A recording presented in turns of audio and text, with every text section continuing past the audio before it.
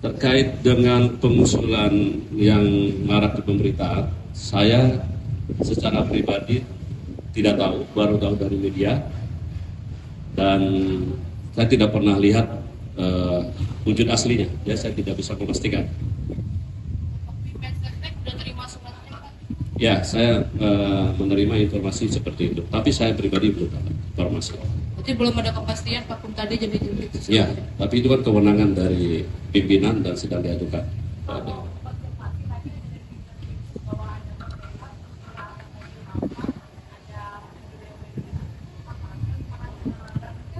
Baik, Pak, memang hari ini, per hari dari kemarin secara berlanjut telah dilakukan penyerahan sejumlah barang bukti terkait dengan kasus dugaan tindak pidana korupsi dan TPPU dalam 3 perkara dari penyidik Polri kepada penyidik di Kejaksaan Agung.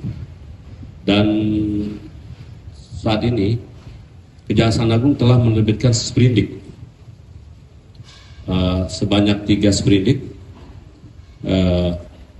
Ada 3, yaitu terkait sprindik nomor 43 dugaan tindak pidana korupsi dan TPPU untuk PT Krakatau. Yang kedua sprindik nomor 44 dugaan tindak pidana korupsi untuk perkara PLTU PLN yang bailout. 3 sprindik 45 terkait dengan Asabri, sebagaimana laporan misalnya yang kita terima dari penyidik Polri. Jadi sudah dibentuk, dan semenjak diterbitkan sprindik maka segala kegiatan dan tindakan-tindakan yang bersifat pro justisia sudah beralih kepada penyidik kejaksaan. Dan dalam pelaksanaannya kita tetap bersinergi dan berkolaborasi dengan penyidik Polri, dan juga kita akan berkolaborasi dengan KPK untuk mensupervisi proses penyidikannya, dan juga tentunya sesuai dengan kemarin bahwa mitra kita dari Komisi 3 DPR akan ikut juga mengawasi pelaksanaan proses penyidikan yang sudah diserahkan kepada penyidik Kejaksaan Agung. Kami kan hari Sabtu kemarin sudah menindaklanjuti, dan ini hal biasa, dulu juga pernah. Dulu di Asabri kan, Asabri dulu dari Polri diserahkan ke kita. Karena itu menggugurkan pendidikan dari... Ya, karena dengan ada terbit kan kita meneruskan. Dan sekarang kan adanya beralih di Kejaksaan.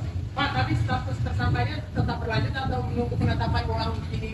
Nah, ini kan kita menunggu, tentunya kan ini sprindik, kita sudah menyiapkan sprindik. Tersangka itu kan dikeluarkan dari sana ya.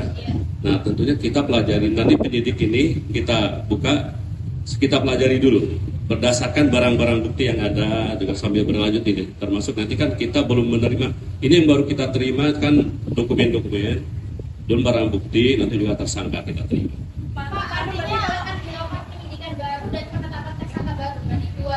Dari yang jelas ya, kita akan mengecek dulu nanti dari barang-barang bukti, dari berita acara pemeriksaan yang berasal dari rekan-rekan penyidik Polri, termasuk barang buktinya, termasuk kan nanti akan kita pelajari kelengkapan Polri materinya, nanti bisa terbit.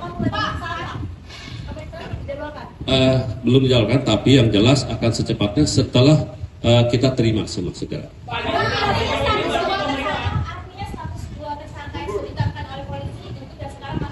Tidak gugur, tapi kan kita sprindik dulu, terbit.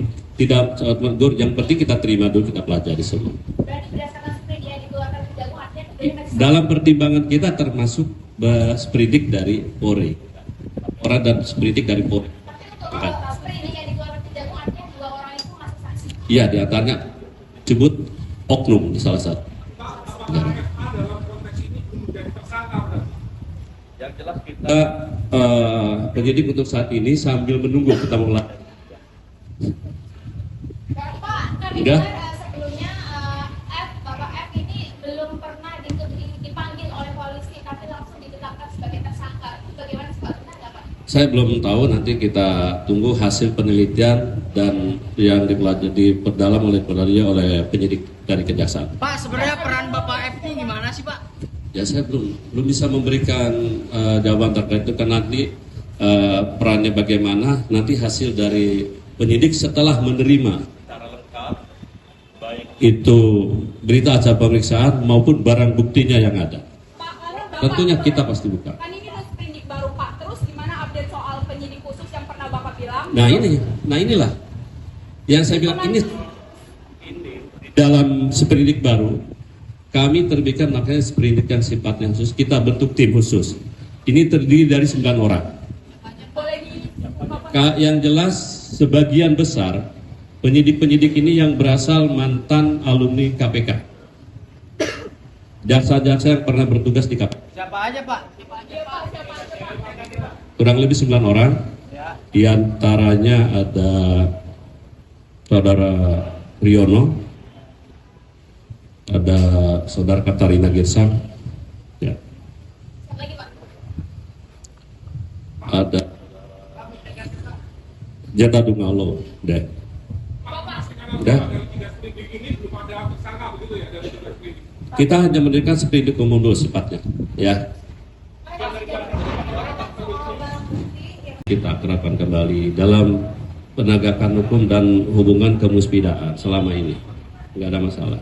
Pak, bila ada kasus yang terkait dengan oknum jenderal dan sebagainya, apakah juga akan diserahkan penyidikannya ke Polri?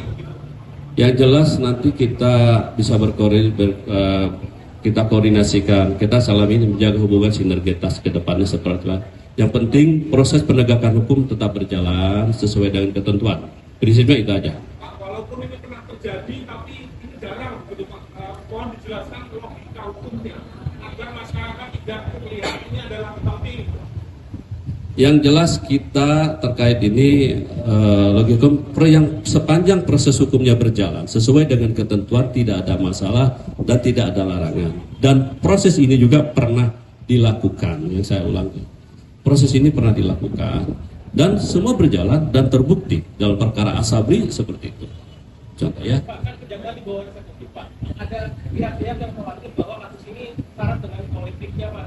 Bisa dipolitisasi penanganan perkaranya. Gimana cara kejaksaan menjawab kekhawatiran itu?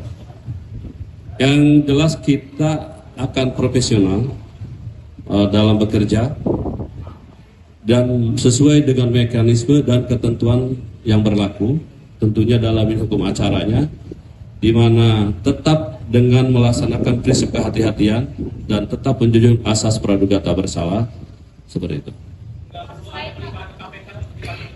Tidak, ini kan sudah diserahkan ke kita dan KPK kan dilibatkan, tadi saya sampaikan.